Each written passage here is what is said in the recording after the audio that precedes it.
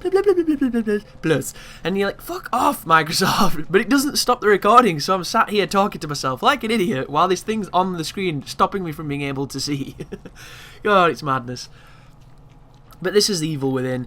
This is a creature you will remember from the main campaign, and there are, I think, 2 of them in this DLC. And this is a really interesting mechanic that would have probably made a lot of sequences a lot easier if we'd been able to do it with Sebastian, because the torch illuminates this guy, and that is an axe. So do not go up to this guy thinking you can just melee him with the axe like you could in the good old days. That shit doesn't fly here. You have to sneak up on these or it's not going to work. And I'm in a bit of a bind here because every time I shine my torch at him, he seems to be kind of aware of me. The good news is, if you need to suddenly run away and you're having a tough situation here, just go back to where you came from and crouch underneath that that piece of concrete that you came under. He can't follow you. There's no enemy that can follow you through that in this sequence. Wait for him to turn around and then execute him. This game is really brutal, really visceral, and it's one of the things I like the most about it. And this DLC is so very different for the fact that it doesn't do a lot of that. Like, that's the first time you've seen me do anything along those lines. And you're doing that shit all day as Sebastian, so I'm very curious to see what Part 2 is going to be like. But 2 things can happen here, folks. That door will open by itself, or it won't. I don't know what dictates it, I don't know what triggers it, but this time it didn't, so I had to open it myself. I think it's one of those pre-planned scares, or maybe it's one of those ghost people walking around. But there's one more of those tentacle-faced dudes in this room, so pick this axe up, come up to this corner, and we can take him out. If you sneak past the first guy without using your axe, you'll be able to carry an axe onto the later sequences, and it'll make one room a little bit easier, but it turns out there's a really fantastic strategy involving a bottle, which I'm going to show you a little bit later on in this video. Word of warning too to collectible hunters: if you're anything like myself where you go back through the games afterwards, you pick the stuff up, try and get the achievements and what have you, the game is fucking horrible for saving, and I don't know why. I picked up one of the items I was missing on this particular chapter. I got to a checkpoint and then I got to one of those sofas and I saved. Then I reloaded my save into a New Game Plus situation, went on chapter 1, picked up the last collectible I needed, and it had not even saved the one from this level in spite of both a checkpoint and a save system. So if you're missing some collectibles and you're going back through, you're going to have to do it as a concurrent playthrough. You cannot pick and choose and quit and reload and things. It doesn't seem to populate the save data. It's very strange. But this is an optional room in here. I think it probably has one of these safes that you can hack maybe, or something to pick up. Maybe a bit of intel. But of course this is a walkthrough and I'm not going to be picking that crap up. But due to limited visibility, I walk around places that have nothing to do with anything sometimes because, you know, I don't have this place completely memorized. This is my second time playing it. However, I do use that as a great encouragement for yourself because this is nowhere near as tricky as what you've already done. If you're one of those people that toiled through a Kumu mode, you took your pastings and your beatings and you did it gracefully and you came out on the other edge, like, this is going to feel like nothing. Because the only thing that's tricky here is the fact that you're semi-blindfolded. That is literally the extent of it. So I believe that we're coming up to the shooting sequence here. You're going to see the Lighthouse dude, Lighthouse face as I've dubbed him, or her, sorry, because it's definitely wearing suspenders and high heels, so unless it's cross-dressing, it's a female. it's going to do its little flicker on you, and then when you run this way, your torch is going to do very little to show you where you're going, which I find almost novelty. It reminds me of Condemned 2, and it frustrated me in that game, in spite of how much I enjoyed that game as well. And then here is the shooting section. So, the difficulty doesn't seem to be different here from Survival. So pick your shots, reload, make sure you've got a full clip before you take on the engagements. And what is going to happen is every so often, Lighthouse Face is going to animate some creatures with the light. Shoot her in the eye, if you can. Sometimes the gun sways a little bit and makes it a bit trickier to hit the shot, but no worries. And I don't know what happens if these enemies hit you. I assume it's not instant death though, because nothing's instant death on this difficulty except for the Lighthouse person, who, when she comes down, if you don't shoot her enough, she will instantly kill you. I had 2 playthroughs where I did nothing but kill her and had no trouble, and then I ended up having to reload on this section when I was going for collectibles on Survivor, not even on this difficulty, and she got to me and instantly killed me, and I had to do the entire fight again. The good news is, the pattern is set here. I think the monsters come from the same place every single time, and as long as you use these exploding cadavers to get rid of some of the standing dudes, you'll really not have too much of an issue. And if you're one of those more eagle-eyed viewers, you'll notice we are using the fabled 1911 that people were wondering if we could get for so very long, and turns out it's an asset for a different character. But here comes the lady. If you shoot her in the eye, you'll do the most damage, but all you have to do is put bullets down the range. You don't have to do anything more. Hit her a few times, stop her, and then the section's over. And Nicole Kidman gets to climb out of the rubble. So, from where you're facing here, to your left is the way you want to go, down a huge pipe. But if you go straight ahead, to the right there is a decently concealed ladder that's more concealed on this difficulty because it's bloody dark. But this is the right way anyhow, and we're not going to be going for the safes. I've already done the safes. And there's already collectible videos on YouTube, so if you're having trouble with that kind of stuff, feel free to check out which ones you've missed. The one that I needed was the Strap Piece 2. It was the place where the art gallery is, and I managed to pick that up on an additional run. But here is the kitty cat, which means we get to save. Not a big fan that there's no classical music symbolising safety and salvation, but I still think it's nice that they've put this animation in. But there is the save. It's kind of a weird thing where you have to push the analog to make her stand up. There's me bashing B, and it's doing nothing. But there is one of the typical Evil Within doors there that's covered in barbed wire.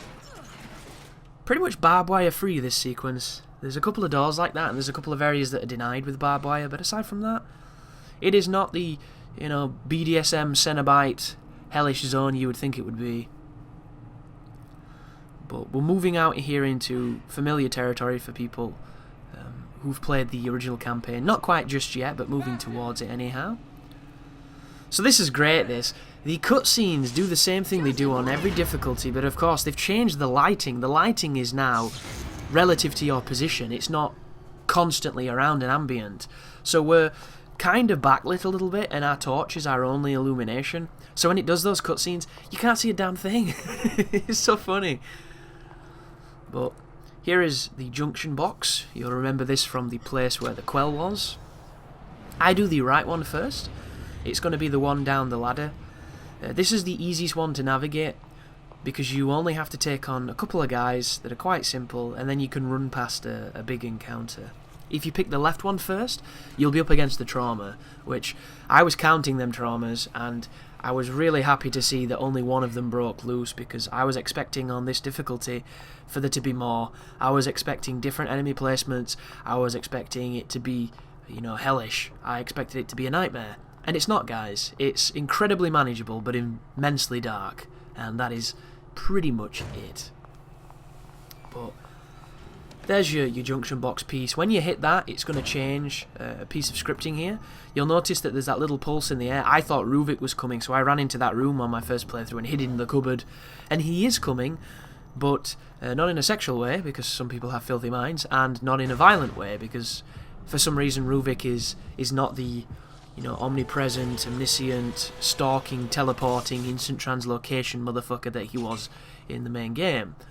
That right there is using the trap to kill the enemy. It works wonders, but it's quite tricky thanks to the fact it takes a while to go off and the enemies are quite fast. In this room, walk forward, throw your bottle into the middle drum, and watch the chaos ensue as both of them get impaled and you get a trophy. There you go. If you don't have a bottle here and you don't have an axe, you want to kite these away from the way you want to go. Kite them away, run all the way back, hit the lever, kite them away again, run all the way back, hit the lever and seal yourself in. It's very doable. I've done it myself on Survivor. This is effectively Survivor in the dark, so you should have no issue. Do not take your time in this next room. I learnt that the fun way when I was dodging dudes. All I'm going to do here is run. Run straight through this, double tap A on the door to kick it, and then jump. Run to the edge and sprint. If you sprint towards an edge, you'll do a jump, hit the ladder immediately, and then for some reason the music continues, but the enemies can't seem to navigate that simple drop, which works in our favour. So that is the second one. That's going to power the door to your left.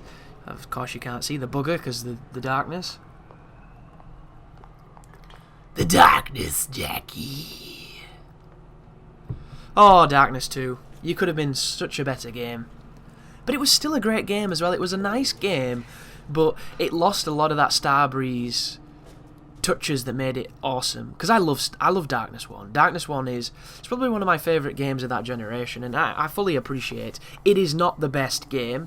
It has problems, but it was one of the reasons I bought a 360. You know, I bought my 360 when that game came out because I saw somebody playing it, and I was like, this game looks amazing. I love the lighting, I love the violence and the guns and the gun executions. God, those gun executions were sick. I used to love them. And of course, Gears of War 1. I was watching a lot of competitive Gears of War on an old channel on Sky that used to show you English leagues of Gears of War. And the players, I mean, looking back, I don't think they were all that good. They were better than their average Joe, but it was all I needed to see this competitive, awesome-looking, visceral game. And boom, the rest is history. Picked it up, never went back. But once you hit this jukebox, the hell is that jukebox? Never seen one. It is a junction box. You're going to get a checkpoint. Checkpoints tell you danger's coming. It's that simple, guys. Once you get towards the door, the trauma on the left is going to break out. You're not going to be able to see the colours to see whether or not he's fully aware of you here, so it's going to make it a little tricky. And I just got turned around then because of disorientation and darkness. But run away from him and get in this hole. He's going to chase you. You want to immediately go out the other side and hit the door. If you want to, you can look to the left and check to make sure you don't run out where he is, but for the most, you shouldn't have issue here. So, get yourself out. Don't bother looking for him. I fuck up here because I'm trying to go into cover and look for him, and I ended up, I think I pressed the wrong button maybe. Suffice to say, this doesn't go well, and when I do see him, he's coming back my way. So, this would be easy if we could see, because it was easy on Survivor. The only stipulation that needs to be expressed is this thing will kill you in one hit if it hits you right. I'm sure there's an attack that doesn't kill you, but for the most, whenever this dude's touched me, I've died. And there's no upgrades, there's no extra life, there's none of that bullshit on this. It's just plain difficulty. It's vanilla, and this guy hurts. And he looks so goddamn grisly. I think the enemy design in this game is terrific, and if I had to criticise this DLC, I was really surprised that the enemies didn't look that different. I thought there'd be more enemy types, I thought there'd be completely different enemies, and all we really got was, you know, a palette swap version of the Haunted. Those cadavers are a new enemy, and I guess they're kinda interesting. And then there's the Lighthouse face creature, so, you know, for £7, I kinda guessed they might have had a little bit more, but I enjoyed what I played. And I didn't buy the season pass because I'm an idiot, and I should have, and it would have made it much cheaper. But here's another one of those troll doors, and then this is all set up, this is scripted. As soon as you get in here, he's going to start barging through the door. It doesn't matter how quick you were, how silent you were, he's coming. As soon as the door comes down, you want to get off this and start kiting him, because if you don't, you're dead. So, wide berth, ooh, very close. And then just run all the way back to your safety hole, wait for him to come, hit the hole, get back through, and you should be fine. The traumas are deceptively fast. You can hear him, he's just gone past me now, so I should run. Yeah, good lad. Run, Chris, run, don't fuck about, just run. Keep moving. No, what am I doing? I was really tentative on this playthrough. You do not have to be this tentative, guys. You don't. I guess the darkness must have been throwing me off. Oh, Jackie, the darkness. Jackie Estacado. I stand around in loading screens and talk to myself because I'm a gangster. Even though I don't think he talked like that, did he? From Boston. Wasn't he from Chicago? I can't remember. Chicago, isn't it all the same? I like every American accent of mine is the same. It's just, it's Mel Gibson from Edge of Darkness. Where's my daughter? Oh, dear me. But you should have enough time now to spin this. Soon as it prompts you to get off this machine, you want to start sprinting. Do not hit the ladder, jump. Run to the sides of it and you'll jump. I kind of just got on it and then got stuck and panicked and then jumped. But the music subsided and all we have to do is retread our steps. This is a secret that leads to a safe. I thought it was the right way. It's not the right way. I think that takes a little bit too long, that. But I'm going to show you the safe anyway, folks. Here it is. There's your safe. Combinations on the wall just there. All you have to do is figure it out. Some of them you play lights off or lights on, depending on which one it wants. Some of them are like a sequence of things you have to find in the environment. For the most, they're pretty simple stuff. But another thing that I found really missing on this DLC was you don't pick out up. There's no looting. There's absolutely no looting. You break boxes, there's no loot in them. Like, you find those weird snails, and that's about it, that give you models. And of course, you find the bits of exposition and lore. But aside from that, yeah, no scavenging. And I like the resource stuff in survival horror games. There it goes again, showing us nothing. Those fantastic cinematics that we can't appreciate because we don't have light. But this is a 360, guys, and this is the lighting it's achieving. I think the lighting on this game is great. I cannot wait to get this on my rental list and play it on Xbox One, because I bet it's absolutely fantastic looking.